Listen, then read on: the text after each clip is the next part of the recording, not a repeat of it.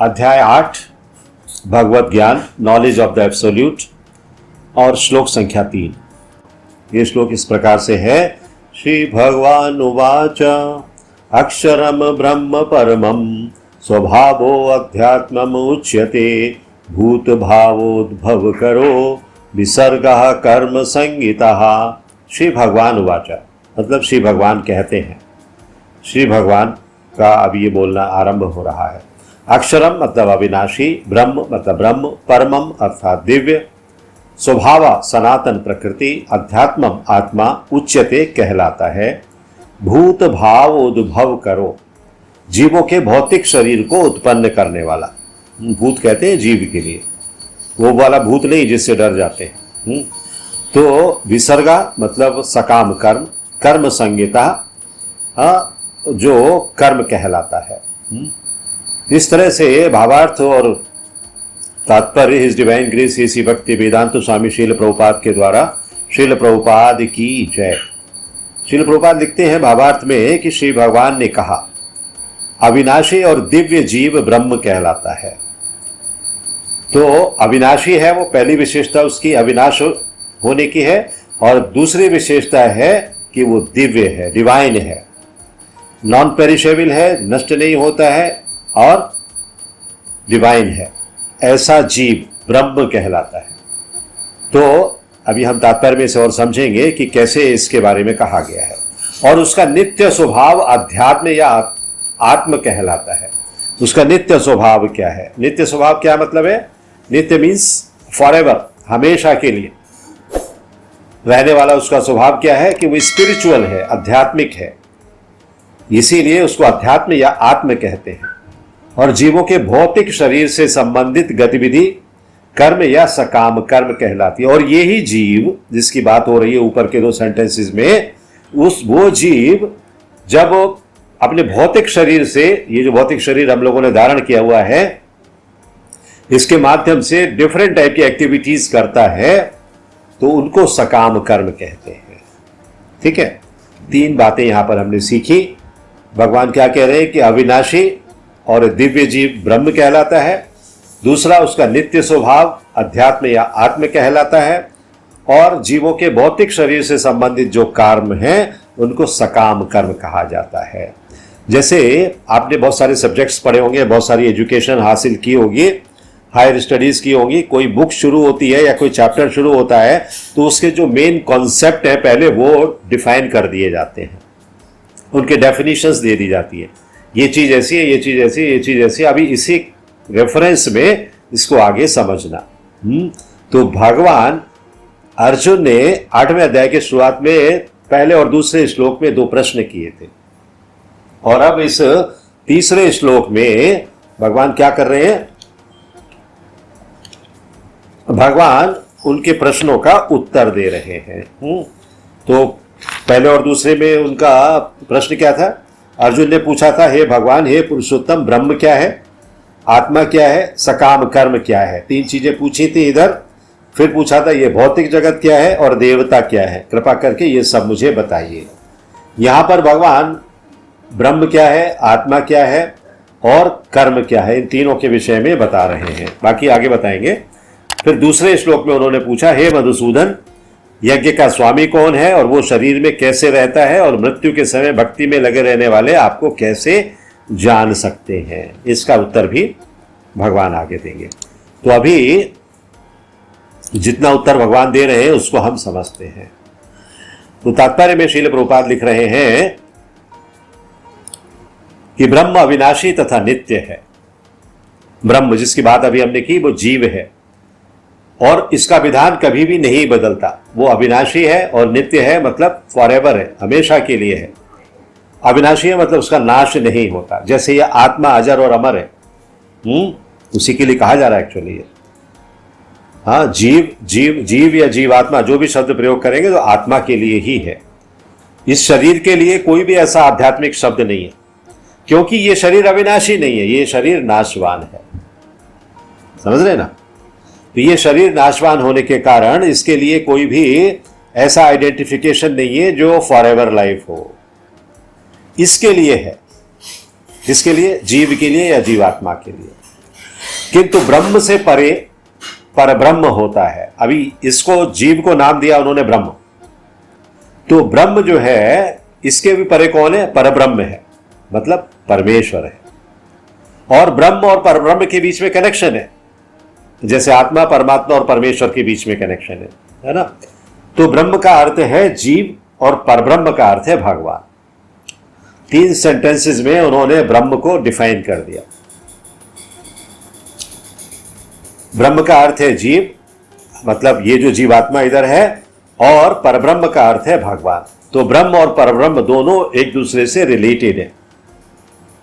ब्रह्म जो है वो परब्रह्म का अंश है। जीव का स्वरूप भौतिक जगत में उसकी स्थिति से भिन्न होता है। भौतिक जगत में, इस भौतिक जगत में जिसकी हम बात कर रहे हैं, जहां पर हम बैठे हुए हैं, ये जो मटीरियल वर्ल्ड है जिसको कहा जाता है भौतिक जगत, मतलब मटीरियल वर्ल्ड। इस मटीरियल वर्ल्ड में ये जो जीव है इसकी स्थिति भिन्न होती है। प्रभुपाद लिखते हैं क्यों भिन्न होती है? क्योंकि जीव का वास्तविक स्वरूप क्या है? भगवान का दास होना। जीवेर स्वरूप होए कृष्णेर नित्य दास। कृष्ण का नित्य दास होना उसका वास्तविक स्वरूप है, लेकिन वो कृष्ण का नित्य दास बना नहीं रहता इस भौतिक जगत में। इस भौतिक जगत में आकर वो माया का दास हो जाता है, माया के वशीभूत होकर कार्य करने लगता है और भगवान को भूल जाता है। इसलिए उसे ऐसे भगवत गीता के क्लासेस ज्वाइन करने पड़ते हैं, समझ रहे हैं ना, इसलिए आवश्यक है। तो भौतिक चेतना में उसका स्वभाव पदार्थ पर प्रभुत्व जताना है। जब वो भौतिक जगत में बैठा हुआ है तो वो जो मटीरियल थिंग्स है ना इस मटीरियल वर्ल्ड में, उनके ऊपर अधिकार जमाता है। ये मेरा है, वो तेरा है, मेरी चीज को छूना नहीं। तो मी एंड माइंड का भाव जो है भौतिक जगत में आता है। आध्यात्मिक जगत में मी एंड माइंड का कोई भाव नहीं होता है, वहां सब कुछ भगवान का है। किंतु आध्यात्मिक चेतना या कृष्ण भावनामृत में उसकी स्थिति परमेश्वर की सेवा करना है। तो कह रहे हैं भौतिक जगत में है, लेकिन अगर वो आध्यात्मिक रूप से चेतन है, आध्यात्मिक चेतना उसकी जगी हुई है, सुप्त नहीं है, या कहने का तात्पर्य कि वो कृष्ण भावनामृत में आ गया है, कृष्ण कॉन्शियसनेस में है, तो उसका कार्य क्या है? परमेश्वर की सेवा करना। अभी मैंने कहा ना, जीवेर स्वरूप होए कृष्णेर नित्य दास, मतलब कृष्ण का नित्य दास होगा, उनका परमानेंट सर्वेंट रहेगा भगवान का, तो उनकी सेवा ही करेगा ना। सर्वेंट का काम क्या होता है? सेवा करना। सर्वेंट का काम कभी भी ओनर बन के गद्दी पर बैठना नहीं होता है, सर्वेंट का काम सेवा करना। अब आप कहेंगे हम क्यों सेवक बने, हम तो भगवान के मालिक बनेंगे, स्वामी बनेंगे। नहीं बन सकते, क्योंकि हम ब्रह्म है और वो परब्रह्म है। ऑलरेडी वो मालिक है ही है। तो ब्रह्म को परम जोड़कर आप खुद से परब्रह्म नहीं बन सकते।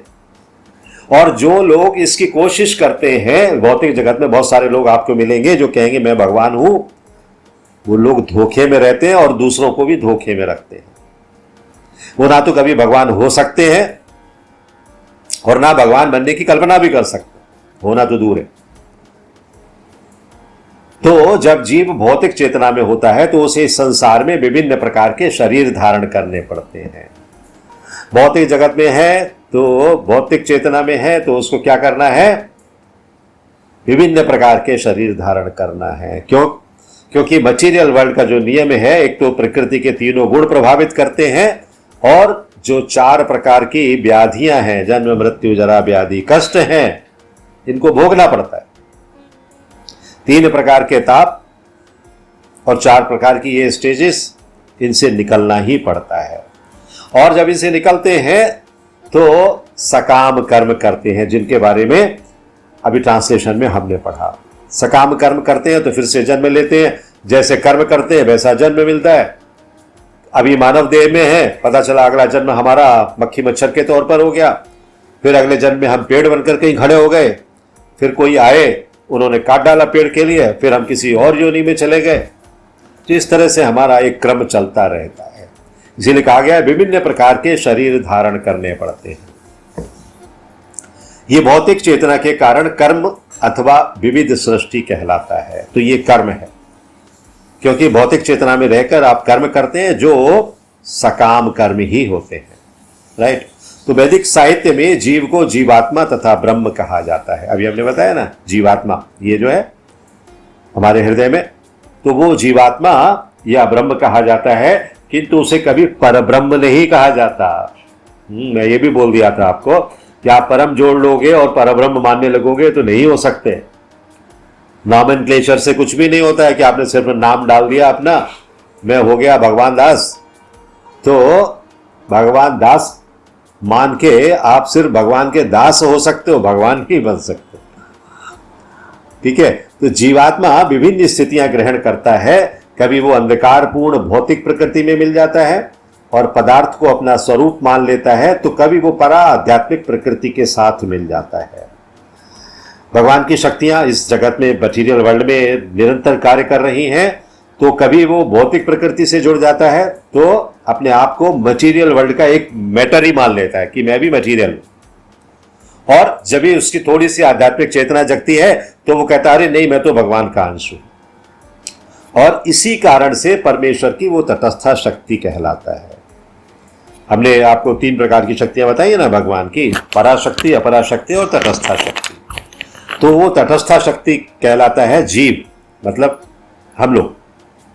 क्यों कहलाते हैं? इसलिए कहलाते हैं क्योंकि हम कभी इधर है कभी उधर है। तटस्थ का मतलब है न्यूट्रल, बीच में रहना। तो बीच में रहने के कारण हमें तटस्था नाम दिया गया है। और शास्त्रों में कभी हम भौतिक जगत की तरफ मुड़ जाते हैं, कभी हम आध्यात्मिक तरफ मुड़ जाते हैं, और जब हम कहीं नहीं होते हैं तो बीच में रहते हैं, तटस्थ रहते हैं। तो इसलिए उसको तटस्था शक्ति कहा गया है। तो भौतिक या आध्यात्मिक प्रकृति के साथ अपनी पहचान के अनुसार ही उसे भौतिक या आध्यात्मिक शरीर प्राप्त होता है।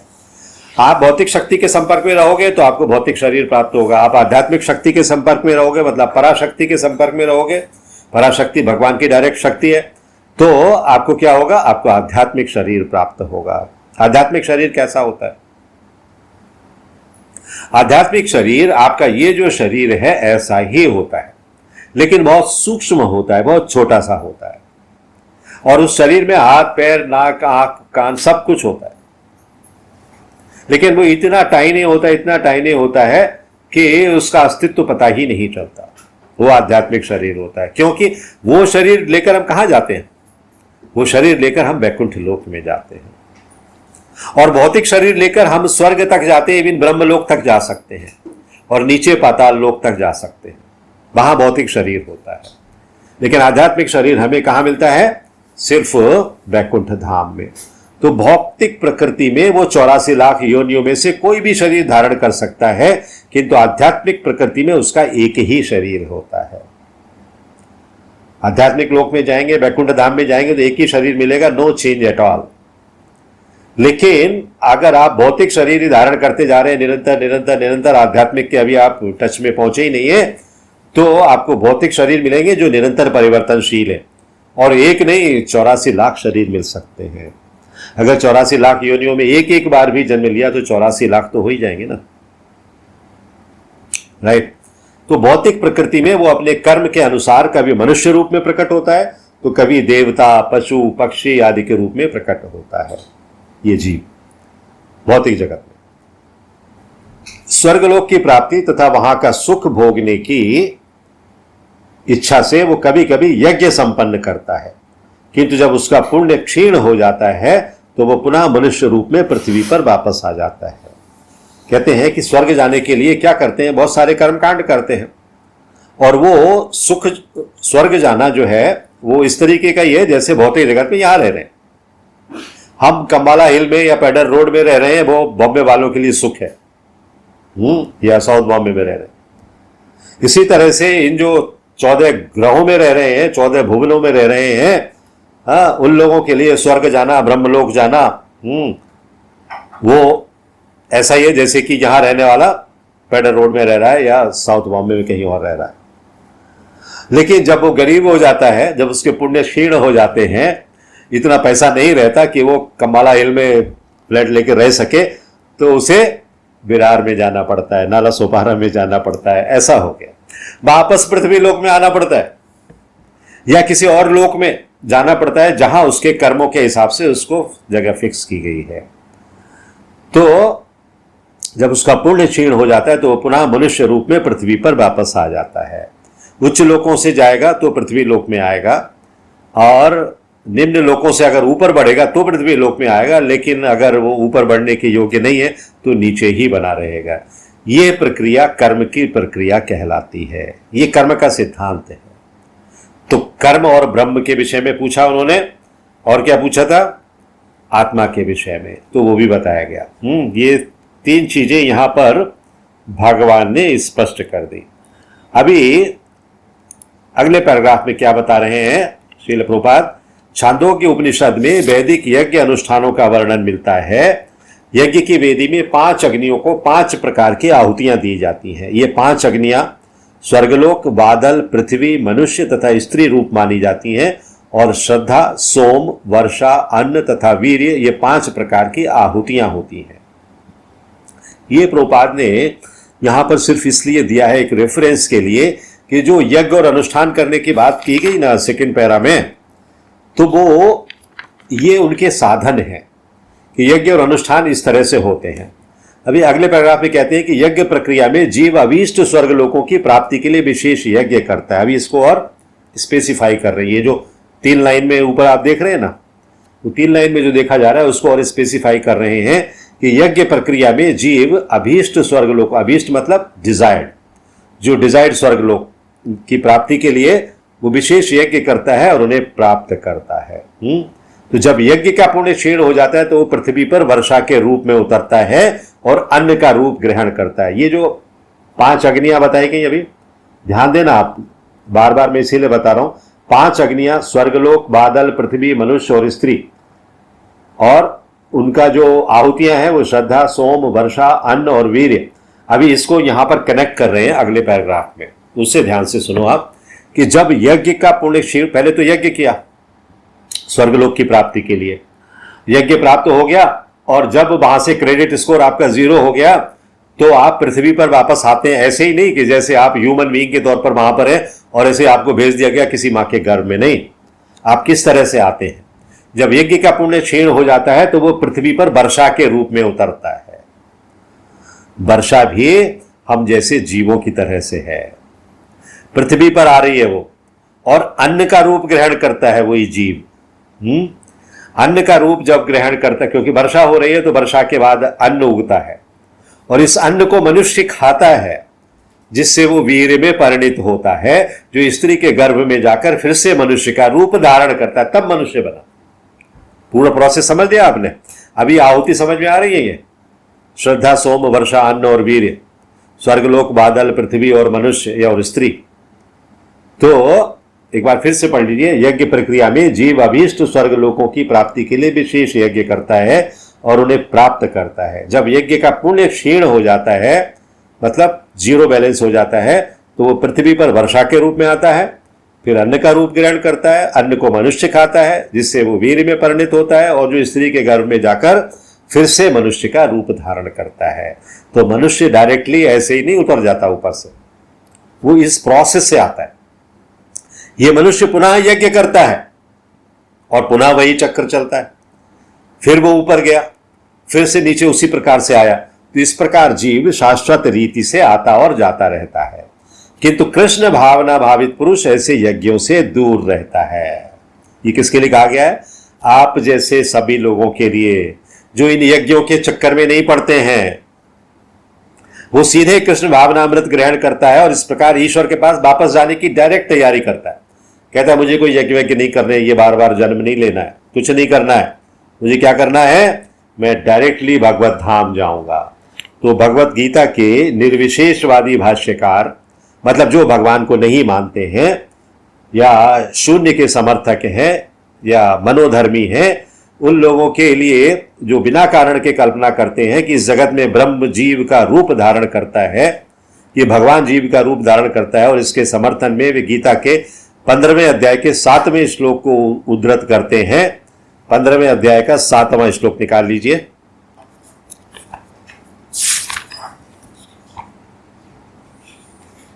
पंद्रहवें अध्याय का 7वां श्लोक। ममे वांशो जीव लोके जीव भूता सनातना मना षष्ठानि इंद्रियाणि प्रकृति स्थानी कर्षति। तो इस श्लोक में भगवान जीव को मेरा शाश्वत अंश कहते हैं। इसका मतलब ये नहीं है कि जो निर्विशेषवादी हैं वो कहते हैं कि ये जीव ही भगवान है, ये जीव ही पर ब्रह्म नहीं है, उसका अंश है सिर्फ। तो भगवान का ये अंश जीव भले ही भौतिक जगत में आ गया है, किंतु परमेश्वर कभी नीचे नहीं गिरता। अच्युत है परमेश्वर, परमेश्वर जो है च्युत नहीं होता। अच्युतानंद जब हम कहते हैं ना, और वो कौन है? परमेश्वर है। लेकिन जीव तो नीचे गिर रहा है, अभी आपने देखा स्वर्गलोक से ब्रह्मलोक से सबसे नीचे आ रहा है, तो जीव भगवान कैसे हो सकता है? परमेश्वर कभी नीचे नहीं आते, परमेश्वर अपने लोक में ही रहते, इसलिए उनको अच्युत भी कहा जाता है। अतः ये विचार कि ब्रह्म जीव का रूप धारण करता है स्वीकार्य नहीं है, ग्राह्य नहीं है। ये स्मरण रखना होगा कि वैदिक साहित्य में ब्रह्म यानी कि जीवात्मा को पर ब्रह्म यानी परमेश्वर से पृथक माना जाता है। They are both different entities, एक नहीं है वो, राइट।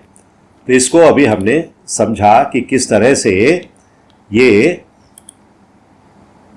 जीव और ब्रह्म और आत्मा के बीच में संबंध, और वो ये है कि ये जो श्लोक है ना, अक्षरम ब्रह्म परमम, अक्षरम ब्रह्म परमम का मतलब क्या है कि परम अक्षर का नाम ब्रह्म है।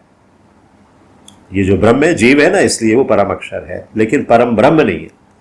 यद्यपि श्रीमद् भगवद गीता में ब्रह्म शब्द जो है वो वेद आदि का वाचक भी बताया गया है कि वेद को भी हम ब्रह्म कह सकते हैं।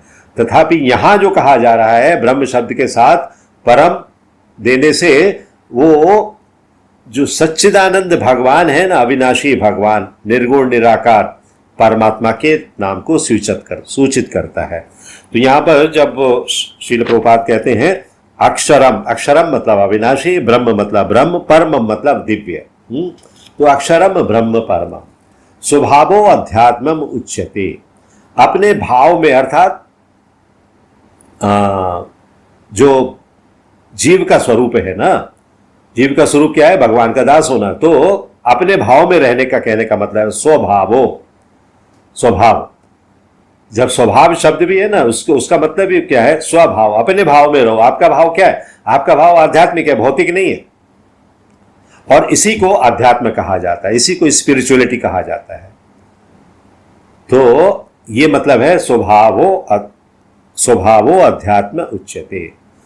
तो आत्मा को लेकर बहुत सारा वर्णन किया जाता है, वो भी आध्यात्मिक वर्णन है, लेकिन अपने स्वभाव को लेकर अगर कोई वर्णन करते हो तो वो भी आत्मा को लेकर वर्णन करते हो, क्योंकि आत्मा आपका स्वभाव है। इस आत्मा की जो विद्या है वही अध्यात्म है। इसको हमें इस तरह से समझना चाहिए। भूत भावोद्भव करो विसर्गः कर्म संगीतः।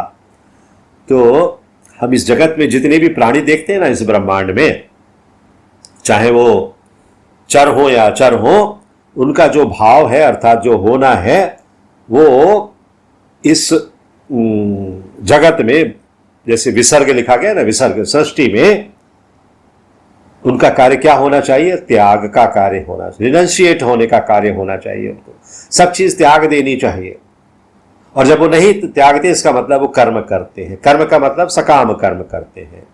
कर्म, अकर्म, विकर्म, वो भी हमने तीनों बताए आपके लिए। तो महाप्रलय के समय में जब ऐसा विनाश होता है तो फिर आप कर्म करो, अकर्म करो, विकर्म करो, जो भी हो सब भगवान के उदर में जाते हैं, लेकिन भगवान अपने उदर में भी उनको सेग्रीगेट करके रखते हैं। ये सिर्फ कर्म करके आया है, ये सिर्फ विकर्म करके आया है, ये सिर्फ अकर्म करके आया है। तो इस तरह से इसको भूत भावोद्भाव करो विसर्गः कर्म संगीता, इस भाव को इस तरह से समझना चाहिए कि हमारे कर्म जैसे होंगे वैसा ही भगवान हमें रिस्पॉन्स देने वाले हैं। मतलब अगली बॉडी जब भगवान दोबारा से श्वास लेंगे और फिर से सृष्टि का निर्माण होगा, तो हमें कौन सी शरीर मिलेगा, कौन सी बॉडी मिलेगी, ये उस पर ही निर्भर होगा कि हम किस प्रकार के कर्म करके आ रहे हैं। हरे कृष्ण कृष्ण कृष्ण हरे हरे, हरे राम राम राम हरे हरे, हरे Krishna. If you like this video, press the like button and share it with your family and friends. If you want to watch more such videos, please subscribe to our channel, and for getting updates, press the bell icon.